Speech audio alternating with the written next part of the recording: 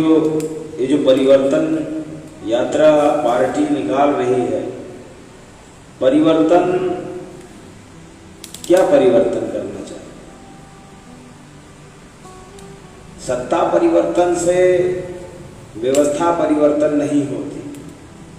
तो बहुजन मुक्ति पार्टी जो मूल निवासी 85% बहुजन समाज है, SC, ST, OBC और माइनॉरिटीज के लोग हैं, इन सभी लोगों के विचारों में परिवर्तन लाना चाहिए।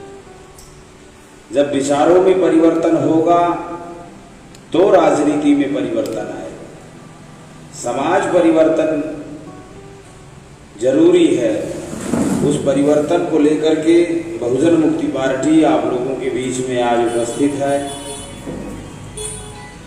और गांव-गांव में, नगर नगर में जाकर के जागरण और महाजागरण का कार्यक्रम चला रही है। साथियों, बहुजन मुक्ति पार्टी ने अपने पर्चे में 29 मुद्दे रखे हैं। मैं 2-3 मुद्दों पर आप लोगों से बात करूंगा। तो 70 साल इस देश की आज़ादी को हो गए और उस 70 साल की आज़ादी में आज़ादी का जो आंदोलन चला, उस आज़ादी के आंदोलन में हमारे मूल निवासी 85% समाज ने गोलियां खाई, जेल गए और फांसी के फंदे तक झूल गए, हंसते हंसते, और लाठियां भी खाई, इस उम्मीद में कि गोरा नाम का जो अंग्रेज विदेशी है वो इस देश से चला जाएगा और इस देश के अंदर हम लोग स्वतंत्र हो जाएंगे और हमारा देश स्वतंत्र हो जाएगा और उस स्वतंत्रता में हम खुली सांस लेंगे। साथियों, इस देश के अंदर आंदोलन तो चला और वो आंदोलन कांग्रेस के माध्यम से गांधी जी उसका आंदोलन को लीड कर रहे थे। अंग्रेजों ने इस देश के अंदर सत्ता हस्तांतरण किया और उस सत्ता हस्तांतरण में गांधी जी ने पंडित जवाहरलाल नेहरू को कांग्रेस के माध्यम से इस देश का प्रधानमंत्री बना दिया। 26 जनवरी 1950 को इस देश के अंदर संविधान लागू हुआ और उस 26 जनवरी 1950 को जो संविधान लागू हुआ, उस संविधान में इस देश के प्रत्येक नागरिक को समानता का अधिकार दिया, freedom of speech, freedom of expression, वाणी स्वतंत्रता और अभिव्यक्ति का अधिकार दिया। और संविधान ने इस देश में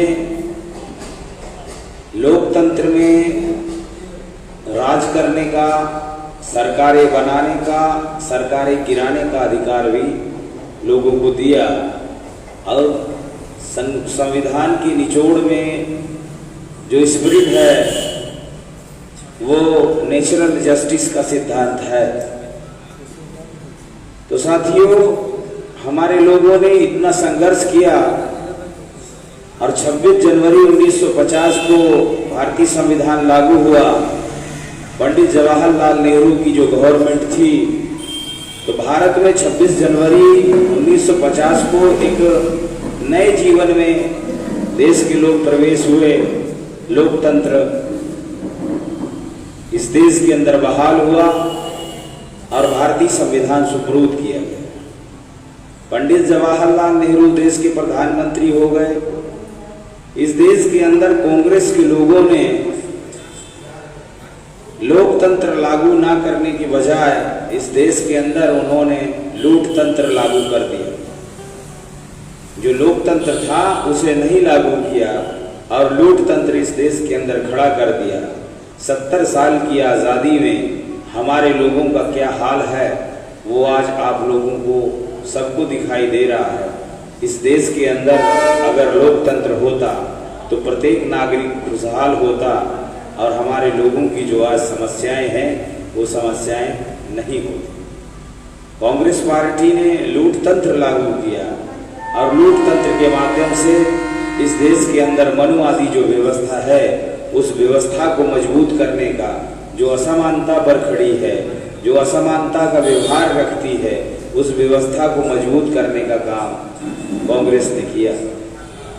साथियों, संविधान ने वोट का जो अधिकार हमारे लोगों को दिया, डॉक्टर बाबा साहब अम्बेडकर ने कहा कि मैंने इस देश के अंदर लोकतंत्र बहाल किया और पहले राजा रानी के पेट से पैदा होता था, अब राजा रानी के पेट से नहीं बैलेट बॉक्स से पैदा होता है। तो इस देश के अंदर जनता को सुप्रीम बना दिया। साथियों, ये जो वोट का अधिकार है ये एक धारी तलवार है। वोट का अधिकार ये एक धारी तलवार थी। जब कांग्रेस के लोगों ने डॉक्टर बाबा साहब अम्बेडकर के इतिहास को और उनके आंदोलन को जमीन में खोद कर गाड़ दिया था, तो इस देश के अंदर एक मसीहा पैदा हुआ जिसका नाम माननीय बहुजन नायक काशीराम जी है।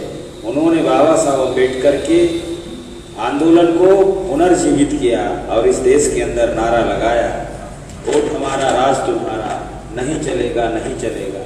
इसके बाद उन्होंने दूसरा नारा दिया, जिसकी जितनी संख्या भारी उसकी उतनी हिस्सेदारी, और लोगों में चेतना पैदा हुई और जो नीचे की तरफ धार थी इस तलवार में दो तत्व ऊपर की तरफ धार लगा दिया और ये दो धारी तलवार हो गई और लोगों में चेतना पैदा शुरू हो गई। दूसरी तरफ कांग्रेस के लोग इस देश के अंदर सत्ता और शासन पर राज कर रहे थे। तो मैं आप लोगों को एक दो उदाहरण बताता हूँ जिससे बातें समझ में आएगी कि इन मनुवादी पार्टियों का इस देश में जो मूल निवासी 85% समाज है उसकी क्या हालात किया है। साथियों, जब देश में इंदिरा गांधी कांग्रेस पार्टी की तरफ से प्रधानमंत्री थी तो उन्होंने एक नारा लगाया था और कहा था गरीबी हटाओ। गरीबी हटाओ का नारा उन्होंने लगाया और उन लोगों ने गरीबों को ही हटाने का प्लान बनाया, क्योंकि ये जो मनुवादी पार्टियां हैं ये बोलती कुछ हैं करती कुछ हैं। जब वो कहें कि ये देश के लोगों हम तुम्हारा कल्याण करने वाले हैं तो समझ जाना कि अब 100% ये सत्यानाश करेंगे। गरीबी हटाओ का नारा कांग्रेस पार्टी ने लगाया। 2009 में मनमोहन सिंह की गवर्नमेंट बनी।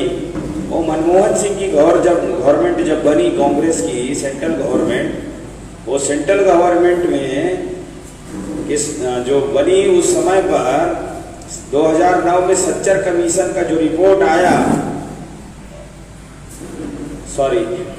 उस समय पर सेन गुप्ता कमेटी का रिपोर्ट आया और सेन गुप्ता कमेटी का जो रिपोर्ट आया उस सेन गुप्ता की कमेटी की रिपोर्ट में ये था कि इस देश के अंदर 83 करोड़ लोग भूखमरी और अधभूखमरी की कगार पर हैं। ऐसा रिपोर्ट आया सेन गुप्ता कमेटी का। तो मनमोहन सिंह सरकार जो 2009 में बनी, सेंट्रल गवर्नमेंट जो कांग्रेस की है, उसने फूड सिक्योरिटी बिल लेकर आया पार्लियामेंट में, वो खाद्य सुरक्षा बिल।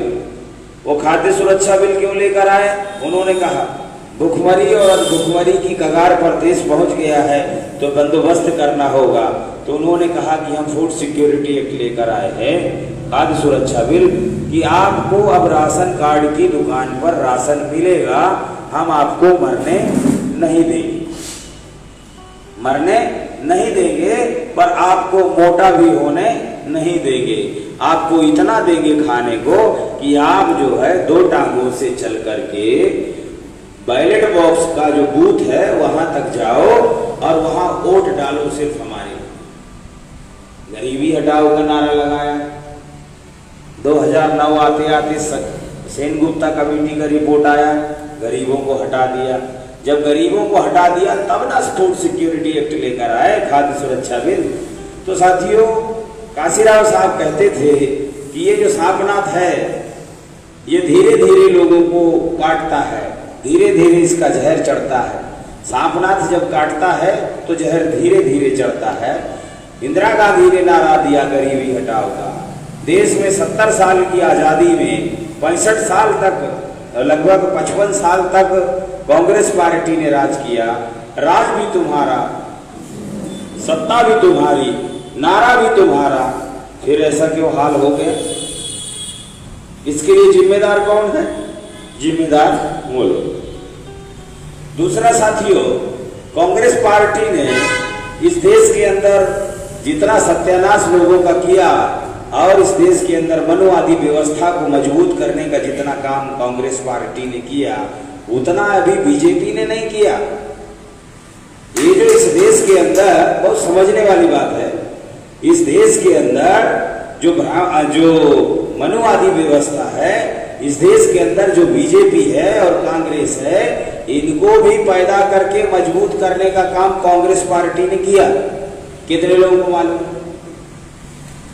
क्योंकि जो आरएसएस है, आरएसएस का जो संस्थापक है केशव बलीराम हेडगेवार, ये महाराष्ट्र का कोंकण नाम का एक क्षेत्र है, वहां कांग्रेस पार्टी के जनरल सेक्रेटरी हुआ करते थे।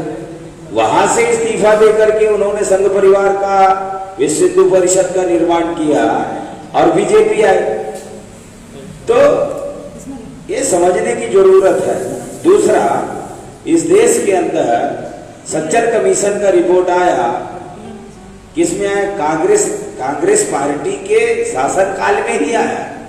सच्चर कमीशन का सिफारिश जो था, रिपोर्ट आया कि इस देश के अंदर जो मुसलमान है उनके हालात शेड्यूल कास्ट से भी ज्यादा बदतर है। ये सच्चर कमीशन का रिपोर्ट है और भारत में सच्चर कमीशन का रिपोर्ट आज तक लागू नहीं हुआ। इस कांग्रेस पार्टी ने एससी एसटी ओबीसी को तो छोड़ो, जो मुसलमान भाई हैं, जिन लोगों ने झोलियां भर भर के वोट दिया, उसी कांग्रेस पार्टी ने मुसलमानों को देश की व्यवस्था से खदेड़ने का काम किया। शासन प्रशासन में चले जाओ, आपको कोई अधिकारी कर्मचारी नहीं मिलेगा। वो घर में जो महिलाएं खाना बनाती हैं, तो उस खाने में जब चावल बनाती है तो चावल में कहीं एक आध कंकड़ रह जाता है खाते समय, तो दांत में लग जाता है, तो वो चावल में जैसे कंकड़ होते हैं, ऐसा इन्होंने किया।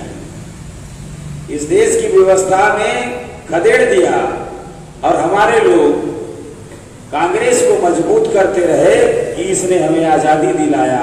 इन गोरों की आजादी से ज्यादा गुलाम तो तुमने हमें स्वयं कर दिया इस देश के अंदर। तो सच्चर कमीशन का रिपोर्ट लागू नहीं हुआ।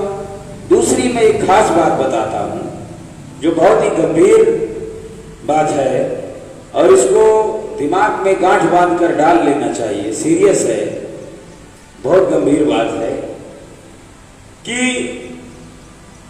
70 साल की आजादी में 55 साल इस देश के अंदर कांग्रेस पार्टी ने राज किया, लेकिन कांग्रेस पार्टी ने आज तक मुसलमानों का नेतृत्व पैदा होने नहीं दिया, लीडरशिप पैदा नहीं होने दिया, कोई नेता बनने नहीं दिया। वो नेता के नाम पर कश्मीर का जो गुलाम नबी आजाद है, उनको ही देश का नेता बना दिया। 20-22 करोड़ मुसलमानों का नेता गुलाम नबी आजाद है और गुलाम नबी आजाद जो है वो कभी भी मुसलमानों की मसाइल पर बात ही नहीं करता। तो सुरक्षा के नाम पर नारा दे करके मुसलमानों का दोहन किया कांग्रेस पार्टी ने। ये जो सांपनाथ है, काशीराम साहब कहते थे ये सांपनाथ है, तो ये सांपनाथ ऐसे नहीं कहते थे, उनको इनका चरित्र और कैरेक्टर मालूम था। ये जो कांग्रेस है ये हल्लू हल्लू करके काटती है धीरे धीरे, और इतना काट दिया कि आज ये इस देश के अंदर ये हालात हो गए। दूसरी तरफ काशीराम साहब कहते हैं कि ये जो बीजेपी है, ये बीजेपी पार्टी ये नागनाथ है। नागनाथ जब डसता है तो उसका मरा रुमाना डसा हुआ पानी भी नहीं मांगता, 2-4 घंटे में ही उसका काम तमाम हो जाता है। 2014 में ये जो नागनाथ है इसकी सरकार आई, जो केंद्र में नरेंद्र मोदी बीजेपी की सरकार आई, वो 2014 में ईवीएम मशीन की घोटाले से बनाई गई सरकार है। और ईवीएम के घोटाले से बनाई गई जो सरकार है, उस समय पर चुनाव जब नरेंद्र मोदी लड़ रहे थे तो वो कहते थे कि मैं पिछड़े वर्ग का हूं, मैं नीची जाति का हूं और मैं चाय बेचने वाला हूं, गरीब का बेटा हूं, ऐसा वो बोलते थे और कहते थे। ए मेरे देश के लोगों, अगर आप लोगों ने मुझे जो है जिताया तो मैं आप लोगों को 15-15 लाख रुपया दूंगा, ऐसा उन्होंने कहा। तो लोगों ने नारा लगाया, हर हर मोदी, घर घर मोदी, इस तरीके का नारा लगाया और उनको जिता दिया।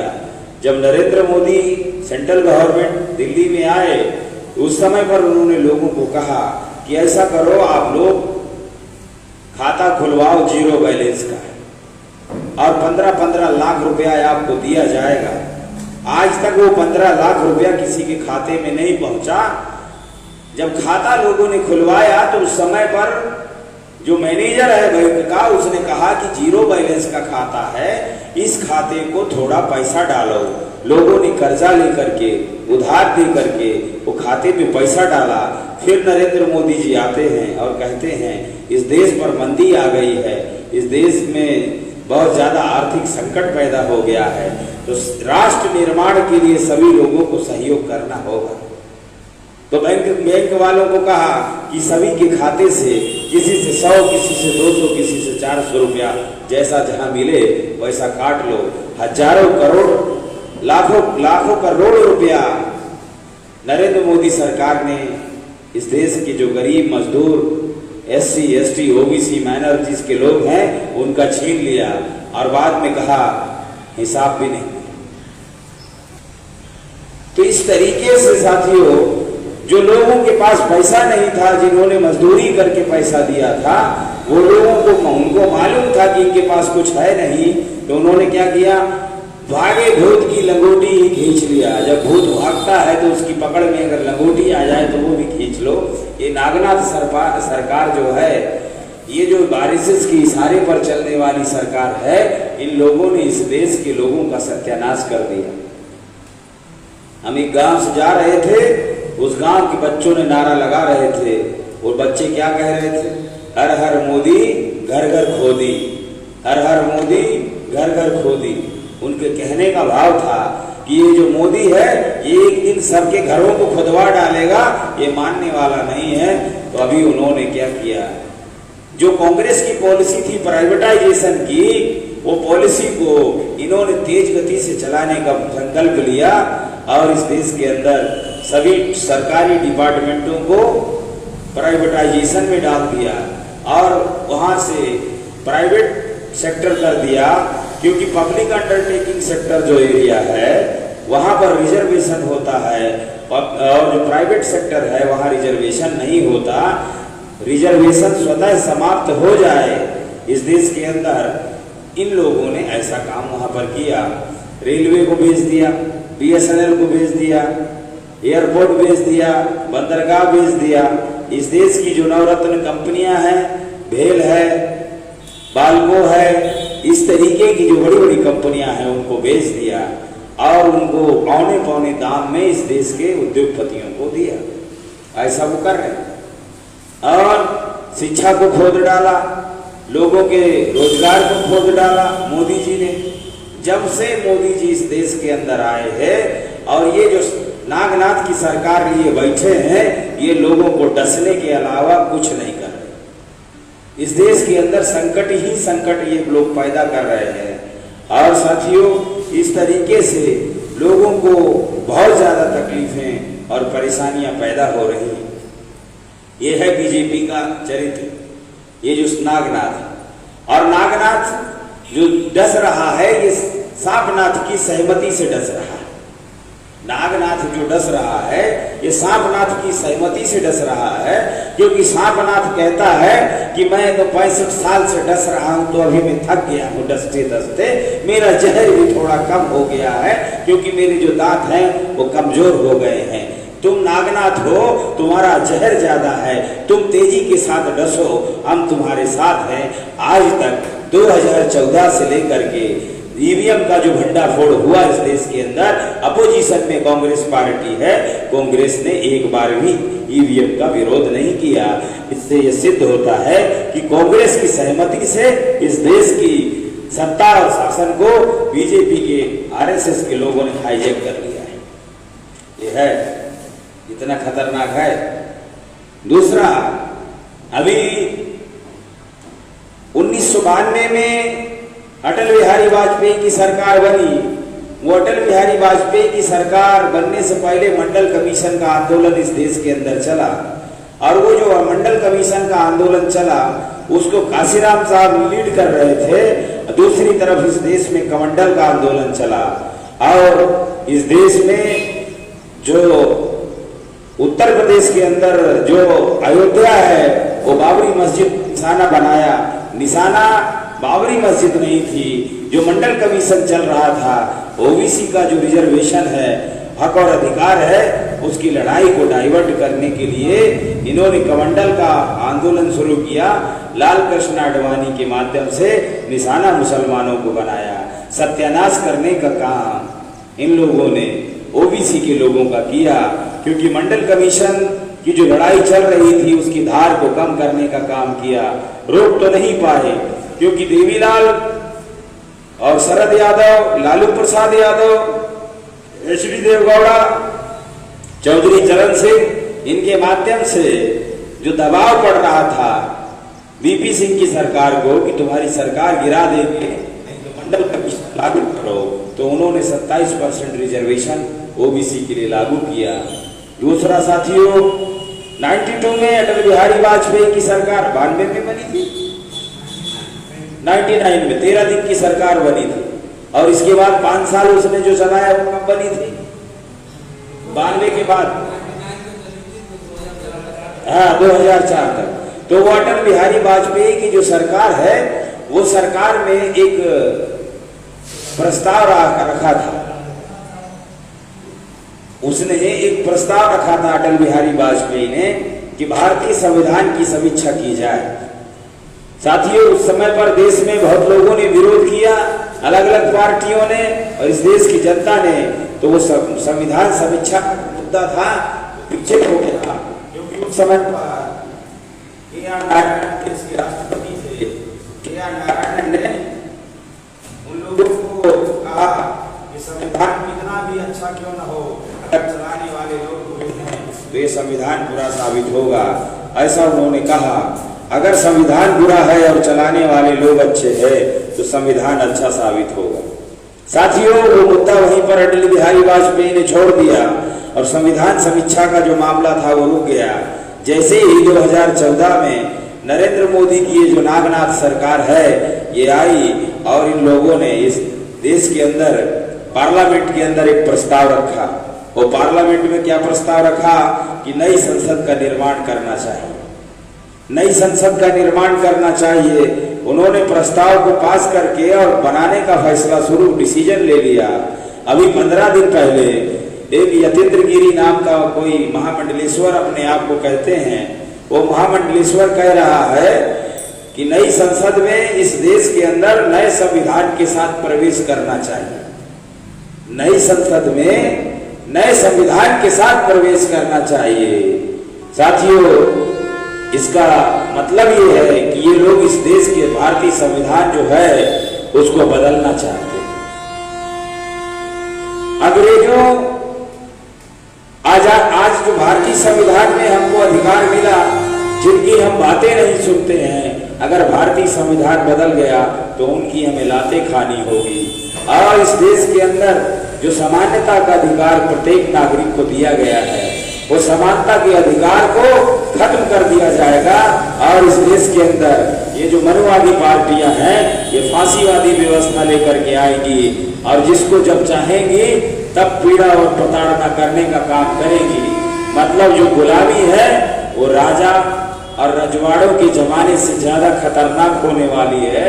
इतना ज्यादा इन लोगों ने गहरा प्लान बना करके इसको हिंदू राष्ट्र बनाने का संकल्प है।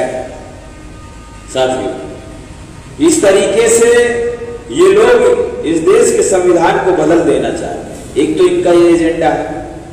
दूसरा, काशीराम साहब ने जिसकी जितनी संख्या भारी उसकी उतनी हिस्सेदारी का जो नारा दिया, वो नारा तेज हुआ और तेज होकर के उसमें धार लगी। जैसा ही धार लगी तो उत्तर प्रदेश के अंदर सपा और बसपा की सरकार बनी, ज्वाइंट गवर्नमेंट बनी, और असेंबली के अंदर उत्तर प्रदेश में लात घूसे, माइक और मारधार हुई थी। क्योंकि उस समय पर एससी और बैकवर्ड के और माइनॉरिटीज के लोगों का ध्रुवीकरण हुआ था। साथियों, इस तरीके से ये जो धार लगी तो जो दो धारी तलवार बन गई थी, जो नीचे को काटती थी वो ऊपर को काटने लगी। इसलिए इन लोगों ने, हमारे जो एससी एसटी ओबीसी और माइनॉरिटीज के नेता हैं, इन लोगों को हाईजैक कर लिया और इन लोगों को खसी करने का काम चालू कर दिया। जितने भी एससी और बैकवर्ड के नेता हैं, इनको खसी कर दिया। और खसी करने का मतलब आप समझते होंगे कि गांव में जब बैल को जोता जाता है तो उस बैल को खसी कर दिया जाता है। वो बैल खाली जोतने के काम आता है, बाकी उसकी जिंदगी में फुल स्टॉप लग जाता है, आगे वो कुछ करने लायक नहीं रहता है। इस तरीके से इन लोगों ने हमारे लोगों के साथ व्यवहार किया और पार्टी और नेताओं को हाईजैक कर लिया, जिसकी वजह से समाज के अंदर आज बलात्कार हो रहे हैं, सरेआम लूटपाट हो रही है, डकैतियां हो रही हैं, हत्याएं हो रही हैं, माओलिंचिक हो रही है, धर्म के नाम पर, भाषा के नाम पर। इस तरीके से ये जो फांसीवादी लोग हैं, इन फांसीवादियों को ने अपना तांडव फैलाया हुआ है इस देश के अंदर। और कोई भी बहुजन समाज की, कोई भी एससी बैकवर्ड की जो पार्टियां हैं, ये कोई भी पार्टियां रोड पर आकर के संघर्ष करने के लिए तैयार नहीं है। ये लोग अपने अपने घरों में बैठ करके जो समाज पर पीड़ा और प्रताड़ना हो रही है उसको देख करके तमाशा देख रहे हैं। साथियों, गडरिया जो होता है वो भेड़ों को चराता है। भेड़ों को चराने वाला गडरिया कभी भेड़ों से ये नहीं कहता है कि मैं आपको बेचूं कि नहीं बेचूं, बेचूं कि नहीं बेचूं। जब उसका जेब खाली हो जाता है तो वो क्या करता है कि दो चार भेड़ों को पकड़ता है और पकड़ करके बेच देता है। ऐसा ही आज हमारे समाज में जो नेता है, हमारा समाज इन लोगों को वोट देता है, इनकी ताकत को बढ़ाता है और ये लोग उन्हीं मनुवादियों के पास जाकर के हमारे लोगों को बेचने का काम करते हैं। हमारे लोगों की, हमारे नेताओं की जो कथनी और करनी है, दोनों में अंतर आ गया है। वो कहते हैं, देहात में कहावत है कि हाथी के जो दांत हैं वो खाने के अलग हैं और दिखाने के अलग हैं। इन लोगों की नालायकी की वजह से आज इस देश के अंदर, प्रदेश के अंदर हमारे लोग पीड़ित और परेशान हैं। तो साथियों, बहुजन मुक्ति पार्टी ने ये विचार किया कि हम नेताओं को वोट देते हैं, हम नेताओं को वोट देते हैं और वोट करने के बाद ये नेता अपने आकाओं के चरणों में जाकर के चरण चाट करने का काम करते हैं। चरण चाट, एक नेता होते हैं वो चरण चाट होते हैं। तो ये जो चरण चाटगिरी करने का काम शुरू किया तो इन लोगों के ऊपर समाज का विश्वास उठ गया है। इसलिए बहुजन मुक्ति पार्टी पूरी जिम्मेदारी के साथ आप लोगों के बीच में परिवर्तन यात्रा को लेकर के आई है कि ये जो जागरण और महाजागरण का जो कार्यक्रम है इसको निरंतर बढ़ाया जाए। और आपके बीच में अभी चुनाव आने वाला है, वो जो भी पार्टी के नेता आते हैं उनको कहना है, क्या कहना है? वो नेताजी आएंगे, उनको आइए नेताजी बैठिए, पानी पीजिए।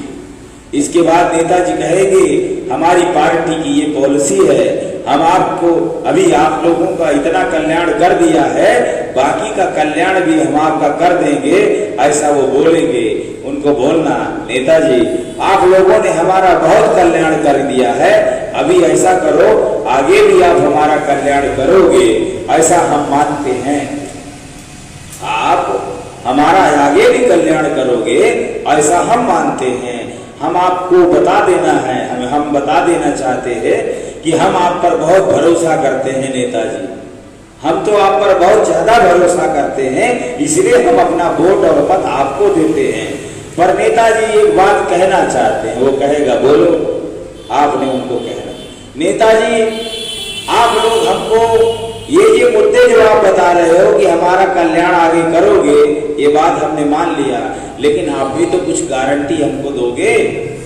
उनको पूछने का साधारण से आप भी हमको कोई गारंटी दोगे? तो वो कहेगा क्या गारंटी देना है?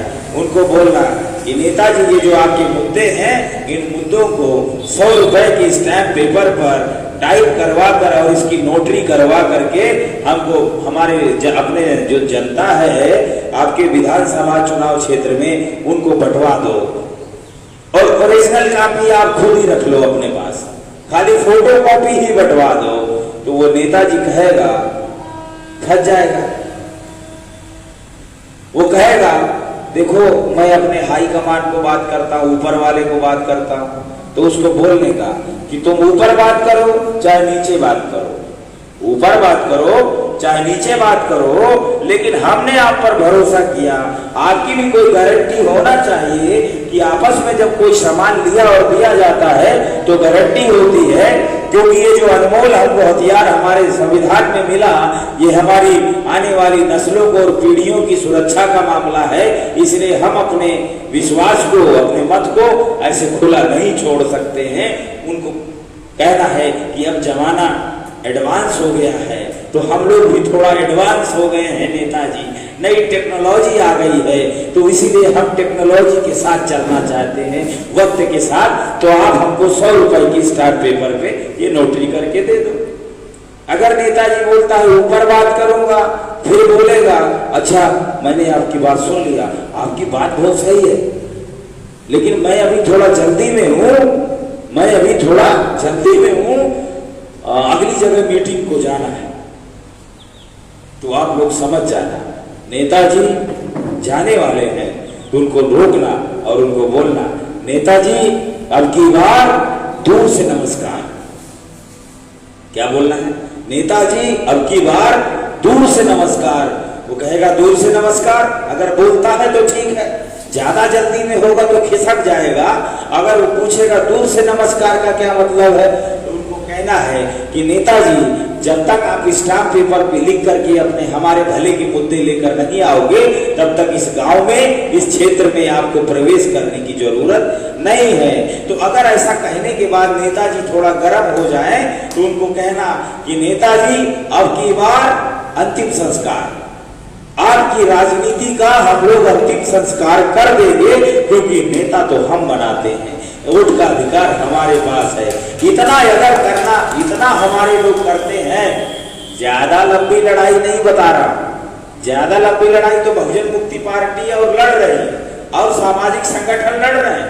बहुजन मुक्ति पार्टी ने आप लोगों को ये छोटी सी लड़ाई बताई है, जो साधारण तरीके से आपको करनी है, जो वाणी स्वतंत्रता का अधिकार, freedom of speech, freedom of expression जो भारतीय संविधान ने आपको दिया है। अगर ये जो सफेद पोस्ट जो नेता है, अगर इन लोगों पर लगाम नहीं लगाई गई, तो जो हमारे वाणी स्वतंत्रता का अधिकार जो संविधान ने हमको दिया है, वो छीन लिया जाएगा।